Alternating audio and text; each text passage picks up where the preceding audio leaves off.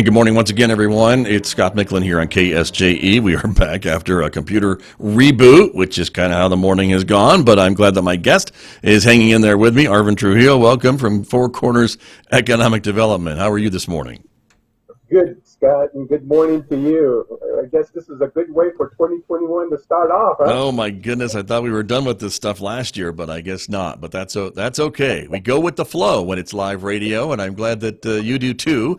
Four Corners Economic Development. You and I have been talking every month, of course, and we will continue to do so in the new year. And you have lots of kind of irons in the fire, projects that you are working on. And so we both kind of thought it'd be great to give an update on where things stand for some of these projects that we've started. And, you know, the one near and dear to my heart is this big kind of ambitious rail spur project for Northwest New Mexico. And so what's the latest on the railroad? You know, we've done a lot to get to where we are right now, Scott. As I've been talking to you and informing our listeners out there, you know, we've got the MOU in place between the Navajo Nation and San Juan County, and that's been working real well.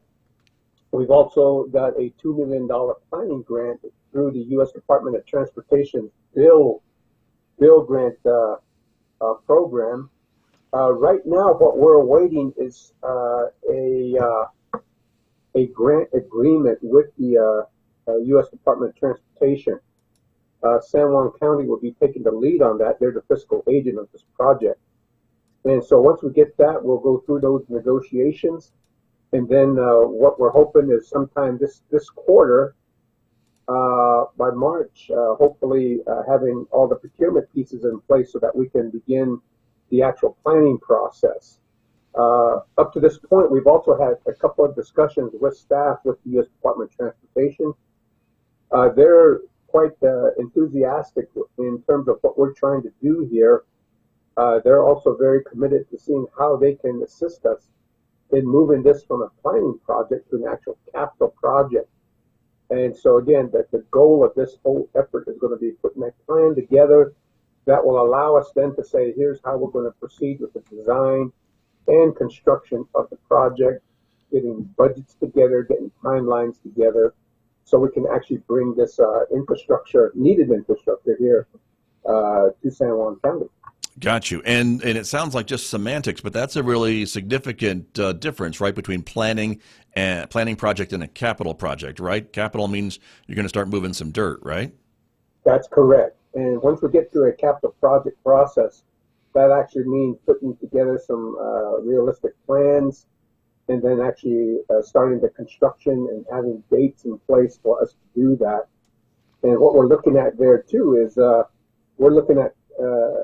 we're not planning on this being a government owned or government run piece of infrastructure. We're looking at getting investors involved. So as we put these plans together, we'll be out there looking for investors to become participants in this project. And as we've also discussed, coupled with this is as we get the rail spur going and get things solidified in the direction with that, we'll be opening up fact-finding, research, and discussions on looking at the petrochemical end of it, because we still need that value-added product to send out of San Juan County, and we're looking at jobs with that aspect also. So again, a lot that has to happen, but we've made a lot of inroads, and we're really excited about looking at this next year.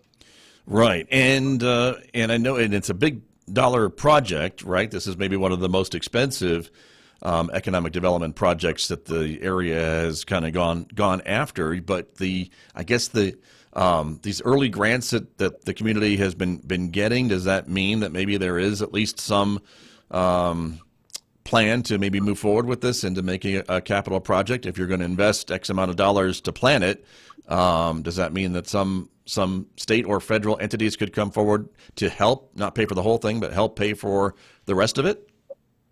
There's a good possibility, and as we've been hearing, Scott, you know, the federal government, again, as the new Biden administration comes into play, they are looking at infrastructure development. And so, again, we're wanting to see how that will help us not only in the rail project, but in the broadband project also. And so again, we're trying to get our foundations in place so that we can take advantage of these opportunities as they arise and really begin to push this project forward.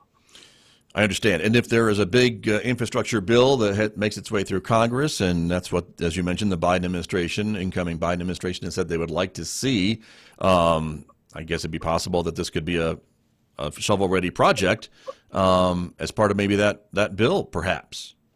That's exactly what I'm looking at right now, is to make this a shovel-ready project. If we can get this planning in place, and again, one of the big pieces is having the Navajo Nation in partnership with us. Right. On once we get this in place, that puts us in a position to say we're ready to move forward with this project and start looking at how we can begin to fund it. And you mentioned that petrochemical plant as one of those value-added things. I imagine that this project, if it is going to go forward, would maybe spur some other investments in the community and other job-creating investments in the community. I should say communities, plural, because a lot of places could draw from that rail spur. Even if it ends in San Juan County, it certainly would have an impact throughout all the states of the Four Corners, right? Isn't that also part of this major project? Yes, that's exactly correct. And we're looking at seeing how we could begin to look at our own industries. Again, we're looking at seeing how we might be able to promote a petrochemical project here in the region. But also, we have to also understand we also have industries right now. We have NAPI, we have Raytheon, we have Pesco, we have a number of small manufacturing industries here in the county and in the general region as a whole. And so again, there's opportunities that will arise from that. And again, we're looking at how we can promote those efforts as we look at bringing new industry, new diversity here into the Four Corners area. Right, and it seems to me, Arvin Trujillo, that something like a petrochemical plant or some other maybe heavy industrial or other types of manufacturing would create some more high-paying jobs, maybe jobs that are more comparison to some of the jobs that maybe we are losing with the shift at the power plants and the coal mines and things like that. Not that those jobs may be going away, but certainly there's less of those jobs this year than there were a decade ago. Yes, and again, it's as you were indicating, getting our foundation in place so that as these opportunities arise, we're in a position to take advantage of them. We're also would be in a position to really begin to promote what we do have here in the Four Corners area. And so those things are coming together. We're working hard to make sure that we're in the forefront as we move forward with this effort. And really, a lot of this also goes back to building those relationships with the different tribes and, of course, the other 3 states, making sure that they are part of this effort. And again, it's that idea that as one area begins to succeed, everybody also sees success and sees benefits from that. And so again, that's what we're trying to promote here. Right.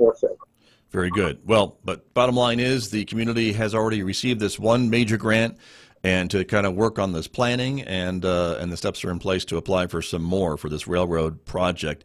Let's talk a little bit about broadband, Arvin Trujillo. I know that's something you've been talking about and interested in talking about, and working with our neighboring regions, our neighboring states and tribes and things like that to kind of upgrade broadband. Maybe that's my problem here at the radio station. We need better internet to keep my servers running here. But what's the latest with that? You're talking fiber optics, right?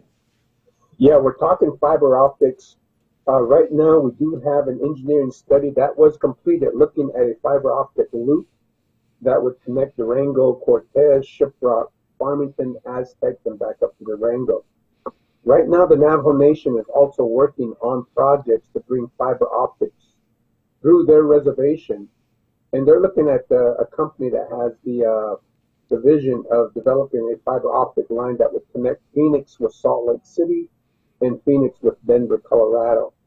And that line is coming up from Phoenix through Flagstaff into Page, Arizona, and they're splitting, one going north towards Salt Lake City and the other one coming across the Navajo Nation and through San Juan County is the way they're envisioning it, on up through Colorado up to Denver.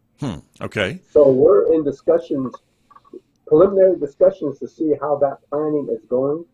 One thing that we're working on here is, again, as many of the listeners may be aware, Farmington Electric is looking at the possibility of becoming an internet service provider.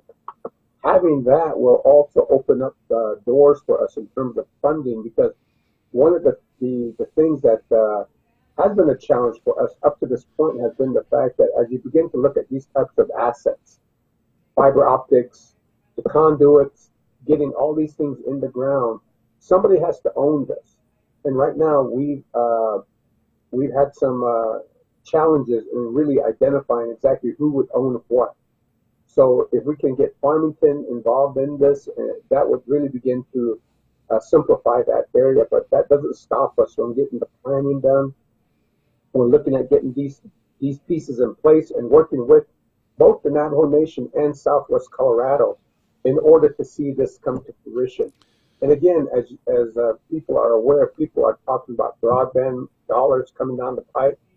We're wanting to see if we can tap some of those dollars to begin to look at planning.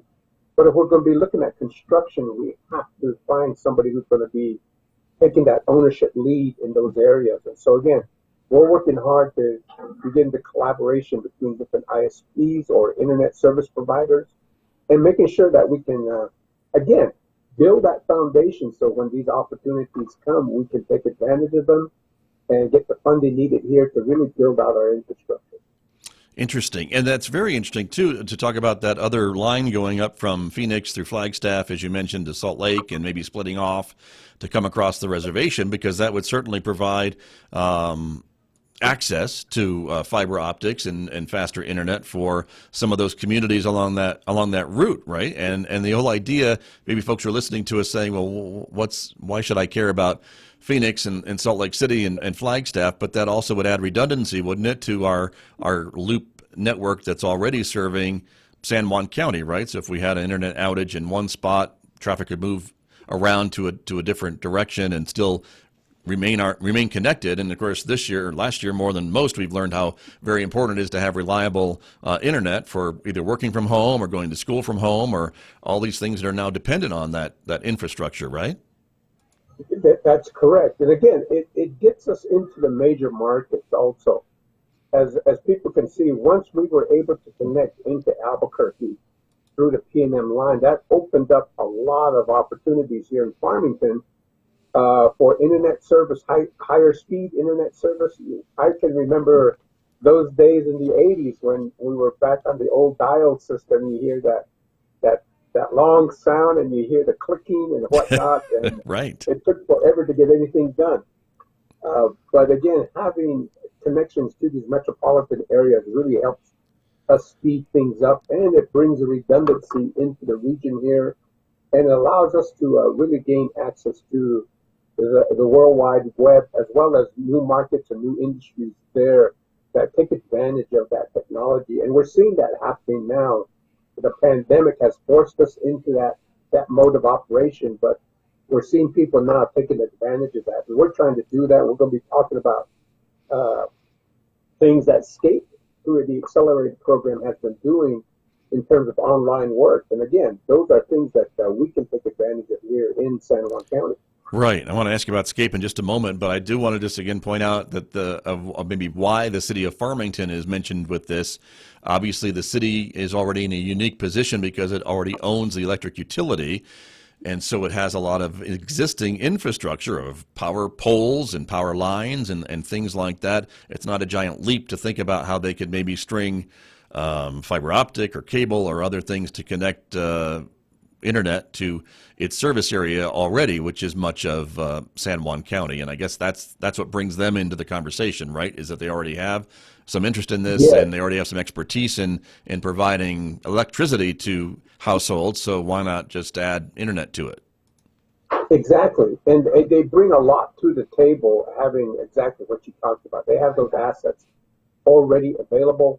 And so, again, we're wanting to look at that, but also we're keeping tabs on the Navajo Nation because we have the southern and western portions of the county that are within the reservation boundaries. And so as we begin to look at that, they're looking at internet development through the CARES Act and the funding available. They've been able to develop hotspots in different chapter areas. And so again, they're moving forward also. So how do we begin to coordinate with them so that we can gain better coverage throughout the county here as far as internet services are concerned? So those are some of the things that we got on tap looking at 2021. Okay. We got a lot there also, and so we're really excited about that. Very good. Well, in our remaining moments this morning, let's talk about SCAPE for just a moment, Arvin Trujillo. We had them guests from SCAPE on the program earlier this week to talk a little bit about this Southwest Colorado Accelerator program for entrepreneurs, if I have the acronym correct. And you are a part of this, and I know the City of Farmington's Economic Development Director and Department's a part of this, and San Juan College is a part of this. But this entity from the Durango area is looking for entrepreneurs, people who want to maybe start a business, expand a business in Northwest New Mexico, and they are literally putting some money where their mouths are because they've got some investors who may be interested in seeing some of these things come to fruition. So there's an application process that's open right now, right? That's correct. And, you know, on our website, on the Chambers, Farmington Chambers website, on the city's website, we have the application process in place. And again, this is looking at small businesses who want to really begin to develop and grow. The SCAPE program out of Durango has been very successful in helping small businesses, and they've been able to develop a pool of investors who have been able to help these small businesses, not only in investing money, but in mentorship and in training, helping these small business owners really take advantage of what they have and build that into a viable business throughout the U.S. They've had success in not only taking small businesses and building out locally, but also taking those small businesses and through the internet and through broadband development, build out nationally. So that's kind of what we're looking at right now. And so we're really excited about this. We're looking at making sure we get people who are interested in this program. Please put your application in, because again, you're looking at getting the necessary mentorship, you're looking at getting support, and you're looking at getting capital invested into your business to help you grow and develop. So again, we're really excited about this. We're really excited about the partnership between SCAPE and San Juan College, the Chamber, ourselves, City of Farmington. And again, that application is going out to individuals throughout San Juan County, right? Both on and off the reservation. And so again, we're really excited about having this program move forward here. Very good. And the deadline for the applications, I believe, is the end of January 31st, correct? That's correct. Got you. And Arvin Trujillo, from an economic development standpoint, can you talk to me a bit about, how important these entrepreneurs are to a community, to a region, to maybe start a business and expand a business and things like that? I know you are also working on the business continuation and retention and expansion project as well. So it comes to mind that if you've got an entrepreneur who's already in a community, knows the benefits of the community and wants to start a business, that's already kind of a win-win, right? If they can just get some money to move forward and some advice and marketing and mentoring to make it happen. That's a real, they're the foundation of really building our capabilities here in the county. Because as we begin to work with small businesses and as they begin to grow and develop, they know the area, they understand what needs to be done. They're able to provide good jobs for local areas. We can also build on them as we look at recruiting new industries, because as we begin to build our small businesses and build their capabilities, now we have businesses and industries that can be service providers to other industries that we wish to recruit, because those businesses are looking for that support. They're looking for those resources that are available here in a given region. And if they're going to relocate into this region, what else is available here that will help them be successful? And so building this effort really helps us And the other piece of it is looking at these small businesses and attracting good talent into the area, because again, because of the pandemic and a number of challenges that are happening throughout the country, there's a movement from the urban back to the rural areas. And again, we can bring talent back into this region here if we can get some of these things moving forward. I think we have a lot of ambitious people out there, and I think this SCAPE program will begin to open the door for those individuals, and it would help really spur some of the resources we have available here, because we're seeing that we finished up the DRE interview process. We were successful in getting 100 businesses interviewed throughout San Juan County. We've got that information now going through the University of Minnesota.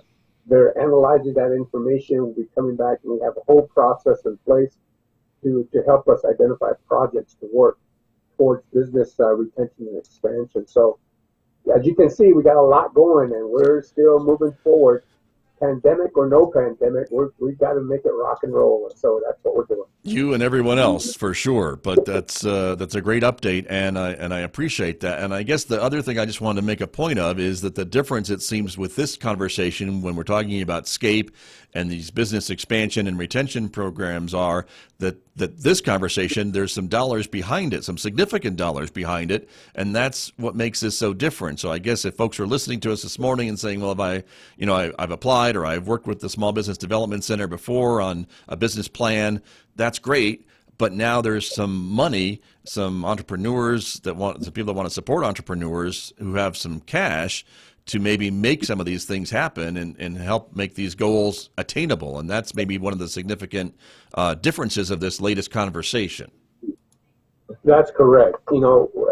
This is looking at really showcasing your business. It is a competitive process. The state program selects anywhere from 5 to 7 businesses to work with.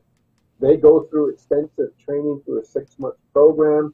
They have mentors that are available that will help advise them and guide them through their business development. And the biggest piece to that is they also will provide capital, working capital for that business to get some of these things started, and to look at new ways to identify resources and new funding for investors for their particular business. And so again, the SCAPE program is something that has been very successful in Southwest Colorado. They've been able to generate over $24 million of capital, gross product out of that whole program. And so we're wanting to build something of that nature here in San Juan County, and I think we have the people to do that. So really, if you have a business that you're interested in pursuing, take a look at the application, fill that out, get that in so that we can get you in the whole process. And if you're one of those successful individuals, again, there's a whole lot of opportunity for you looking to the future. Very true. And the website we're talking about is goscape.org to get more information about that Southwest Colorado Accelerator program for entrepreneurs. GoScape, SCAPE.org. Arvin Trujillo, we are out of time for our conversation this morning, but I do appreciate you every month setting aside some time to talk to me, and especially this morning when I had to do a quick computer reboot and leave you hanging for a few minutes and then rejoin you. So thank you very much. Sure thing, Scott. And again, looking forward to next month. And once we get things moving, we may have some updates based off of the state legislative session. That's right. Going through the session this time around. Okay, we'll look forward to that as well then. Thank you very much. That's Arvin Trujillo, everyone, my guest from Four Corners Economic Development. My guest this morning on KSJE. The time right now is 8:45.